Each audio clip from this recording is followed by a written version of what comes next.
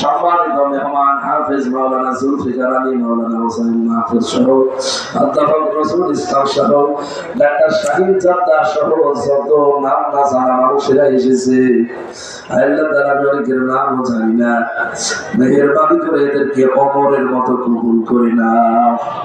সম্মানিত মা বোনদেরকে তুমি খাদিজার মতো আয়েশার মতো বানিয়ে দাও। আচ্ছা, তোটা পোড়া বলতে পারলে আমাদেরও ভালো লাগতো। আমার শরীরের দিকে তাকিয়ে আমি আর কন্ট্রোল করতে পারছি না, শরীরে প্রচন্ড জ্বর হচ্ছে। আল্লাহ তুমি আমাকে শেফায়ে কামিলা আছিনা দাও। 3টা বছর জালেমের জেলখানায় আমার শেষ করে দিয়েছে। রব্বুল আলামিন, তুমি ছাড়া আমার কেউ নেই। এর রোগ দেওয়ার মালিক তুমি, শেফা দেওয়ার মালিক তুমি।